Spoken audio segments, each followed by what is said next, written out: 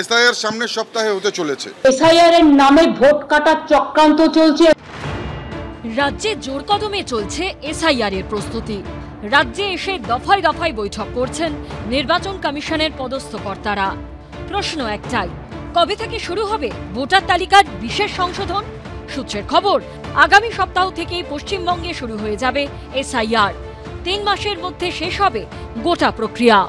SIR শেষ হবার 3 মাস পর হবে বিধানসভা নির্বাচন। নির্বাচন কমিশন আনুষ্ঠানিকভাবে এই নিয়ে কিছু বলতে না চাইলেও বিজেপি নেতাদের সুর স্পষ্ট। কতদিন লাগতে পারে এসআইআর শেষ হতে? আমি কিছু বলতে পারবো না, এই তো ইসিআই শিডিউল ডিসাইড করবে। নোটিফিকেশন আগে তো শেষ করতেই হবে। বিহারে 3 মাস ছিল, এখানে কতদিন হবে না হবে এই তো কমিশন ডিসাইড করবে। এসআইআর সামনের সপ্তাহে হতে চলেছে এবং 3 মাসের মধ্যে এসআইআর শেষ হবে। এসআইআর শেষ হবার 3 মাসের মধ্যে নির্বাচন হতে চলেছে। আপনারা দেখবেন যে কি করে এসআইআর হলে তৃণমূল কংগ্রেস তাসের ঘরের মতন ভেঙে পড়ে। এসআইআর শুরু হবার আগেই শুরু হয়েছে রাজনৈতিক দক্ষযজ্ঞ। নির্বাচন কমিশনকে কার্যত হুঁশিয়ারি দিয়েছেন মমতা বন্দ্যোপাধ্যায়। এসআইআর শুরু করবার আগেই ওটা তো ফিল্ড সার্ভে নয়, ওটা হচ্ছে শো অফ। মানুষের কাছে যাওয়া নয়, কয়েকজনকে অফিসারকে ডেকে মিটিং করা, থ্রেট করা, স্টেট গভর্নমেন্টকে টোটাল বাদ দিয়ে। মুখ্যমন্ত্রী যখন এসআইআর এর তীব্র বিরোধিতা করছেন, তখন ইঙ্গিতপূর্ণ মন্তব্য করেছেন শুভেন্দু অধিকারী। বিএলওদের কাজের পরিবেশ এবং কতটা সুষ্ঠুভাবে এই রাজ্যের প্রশাসন এবং শাসক দল এসআইআর করতে দেবে তার উপর নির্ভর করছে ভোটার তালিকা চূড়ান্ত কবে বেরোবে।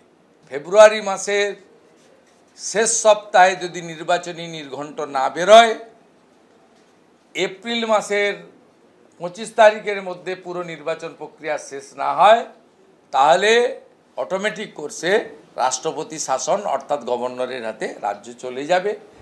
পাল্টা এসআইআর এর সঙ্গে এনআরসি কে জুড়ে আক্রমণ শানিয়েছেন মুখ্যমন্ত্রী। এসআইআর এর নামে ভোট কাটার চক্রান্ত চলছে, এগুলো তার প্রমাণ।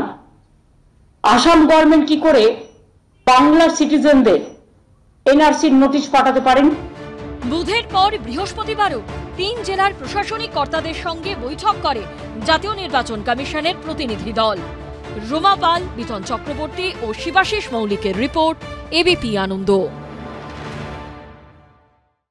শনিবার রাত থেকে রবিবার সকাল ভয়াবহ দুর্যোগে তছনছ পাহাড় থেকে ডুয়ার্স। ভয়ঙ্কর ক্ষতির মুখে পড়েছে জলপাইগুড়ির অন্তত 40টি চা বাগান। স্থানীয় সূত্রে খবর, প্রায় 950 হেক্টর জমির অবস্থা এমন হয়েছে। প্রায় ধুয়ে মুছে সাফ 400 হেক্টর জমি। ক্ষতির পরিমাণ প্রায় 100 কোটি টাকা, দাবি চা মালিকদের সংগঠন টি অ্যাসোসিয়েশন অফ ইন্ডিয়ার। এমনকি যে চেম্বারে চা পাতা রাখা হয় সেখানে জল ঢুকে পাতা কালো হয়ে গেছে। আমরা দেখতে পাচ্ছি একর একর জমি জলের তলে চলে গিয়েছে। ডুয়ার্সের প্রায় 40টি চা বাগান ক্ষতিগ্রস্ত। প্রায় 900 হেক্টর জমি ক্ষতিগ্রস্ত হয়েছে বলে বাগান কর্তৃপক্ষের বক্তব্য। তার মধ্যে বন্যায় জলে ধুয়ে চলে গিয়েছে প্রায় 400 হেক্টর बागाনের জমি। हमारा नया प्लांटिंग किया हुआ था मोटा मोटी 25 हेक्टर में पूरा, ठीक है। इसमें इतना जो पानी आया ना, भूटान साइड से जितना पानी आके पूरा एकदम सभी जो टीबूस है उनके ऊपर से एकदम यानी जबड़ा का जो कचरा है उसका लेयर बैठ गया, पत्थर है वो पत्थर का लेयर बैठ गया। तो अभी हम आप देख रहे हैं, अभी आदमी लगा के उसको और वापस थोड़ा ठीक कर रहे हैं। अभी इनमें देखते हैं कितना जिंदा रहेगा, कितना मर जाएगा। জলপাইগুড়ি ও আলিপুরদুয়ার মিলিয়ে বর্তমানে ডুয়ার্সে বড় চা বাগানের সংখ্যা 172, মাঝারি চা বাগান মিলিয়ে এই সংখ্যা 200-রও বেশি। ক্ষুদ্র চা বাগানের সংখ্যা ডুয়ার্সে 30,000-এরও বেশি। রাজ্যের মোট উৎপাদিত চায়ের 60%-এরই বেশি যোগান দেয় ডুয়ার্স। কার্যত এক রাতের দুর্যোগেই ছবির মতো সুন্দর ডুয়ার্স যেন বদলে গেছে বিভীষিকায়। পাহাড়ি রাস্তা, সেতুর পাশাপাশি রুদ্ররোষে তছনছ হয়ে গেছে উত্তরবঙ্গের অর্থনীতির অন্যতম মেরুদণ্ড চা শিল্প। নদীর জলে ভেঙেছে ব্রিজ, যে কারণে এক প্রকার বিচ্ছিন্ন দ্বীপের মতো তৈরি হয়ে গিয়েছে বামনডাঙ্গা চা বাগান। বামনডাঙ্গা চা বাগানে হাজার হাজার মানুষজনের বাস এবং সেই বিস্তীর্ণ এলাকার মানুষজনকে নদী পারাপারের জন্য এই মুহূর্তে এইভাবেই সিভিল ডিফেন্সের যে স্পিড বোট রয়েছে সেই সিভিল ডিফেন্সের স্পিড বোট এনডিআরএফের সাহায্য নিতে হচ্ছে। হাড়ভাঙা খাটুনির যে বাড়ি ছিল মাথা গোঁজার ঠাঁই, শনিবার রাতের তাণ্ডবলীলা ভেঙে চুড়ে দিয়েছে সব। এই ছবি নাগরাকাটার টুন্ডু চা বাগানের। দোতলা বাড়ির একদিক ভেঙে পড়েছে, ধুয়ে মুছে সাফ হয়ে গেছে বহু কাঁচা বাড়ি। কোথাও আবার দুমড়ে মুচড়ে গেছে টিনের ছাউনি। আমার বুড়া है क्या करेगा, कहाँ बतिएगा, मुख से तो कोनो आवाज नहीं निकलता है, कुछ भी नहीं है हम लोग का। तो अभी तो लोग नहीं मिला है सर, प्रशासन अभी तो लोग भी नहीं आया है देखने के लिए।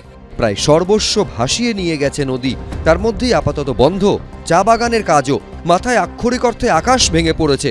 ও ভাসাই গেলা, গরু বছরু বাসন বার্তন সব কোনো না খেয়ে। নাগরাকাটার টন্ডু চা বাগানে কাজ করেন বীরসি ওরাও, তার একার কাঁধে 4 জনের পরিবার চলে। कुछ मिला अभी तक कोई सरकार के तरफ से कुछ हेल्प, कोई हेल्प आया? नहीं मिले। ये सब कहाँ से लाया, कौन दिया? गांव के मिल के हेल्प कर। একদিকে উপার্জনের পথ বন্ধ, মাথা গোঁজার ঠাঁই নেই, মাথায় হাত চা শ্রমিকদের। সন্দীপ সরকার, রাজা চট্টোপাধ্যায়, এবিপি আনন্দ। বাড়ির উঠোনে এখনো গড়াগড়ি খাচ্ছে খেলনাগুলো, কিন্তু খেলবে কে? একজন চির ঘুমের দেশে, আরেকজন হাসপাতালে ভর্তি।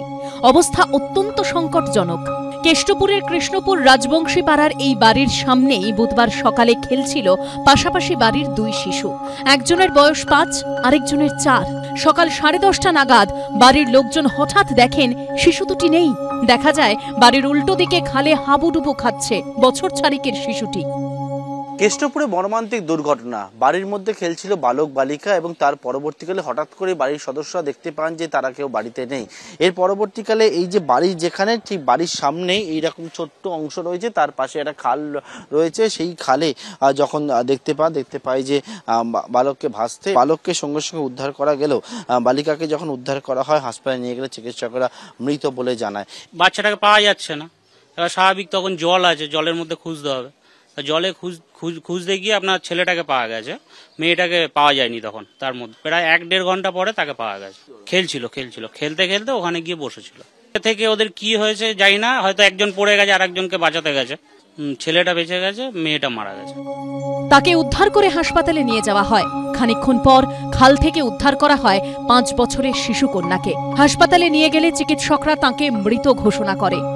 খেলতে বাইরে গিয়েছে, দরজাটা লাগা ছিল, বাইরে গিয়েছে। বাইরে যাওয়ার পরে কিছুক্ষণ পর আমি বাইরে গিয়েছি, আমি আর হাত দিতে পাইনি আমার মেয়েকে। 2 বাচ্চাই পাইনি আমি। একটাকে পেয়েছে, একটাকে আগে হাসপাতালে নিয়ে যেয়েছে, ওকে সঙ্গে যা ভেসে গিয়েছে সঙ্গে নিয়ে হাসপাতালে নিয়ে গিয়েছে। তারপরে আমি খোঁজাখুঁজি করার পরে, অনেক খোঁজাখুঁজি পরে তারপরে এই তো পেলো, কিছুক্ষণ হলো, তারপরে হাসপাতালে নিয়ে গেল। হ্যাঁ, হাসপাতালে নিয়ে গেল। এইটার কোনো ব্যবস্থা হলে আমাদের জন্য খুব সুরক্ষিত। আমাদেরও ছোট ছোট বাচ্চা আছে। আমরা একটা জিনিস চাইছি, এই জিনিসটা নয় জলটা বন্ধ হয়ে যাক, আর না হলে তাদের জন্য যদি তারা সেরকম ব্যবস্থা নেন তাহলে পুরো নেট দিয়ে পুরো সুরক্ষিত যাতে আমরা থাকতে পারি। তো আমাদেরও বাচ্চা যখন তখন একটা বিপদ না। গুরুতর অসুস্থ অবস্থায় হাসপাতালে ভর্তি রয়েছে 4 বছরের ছোট্ট শিশুটি। পার্থপ্রতিম ঘোষের রিপোর্ট, এবিপি আনন্দ, কলকাতা।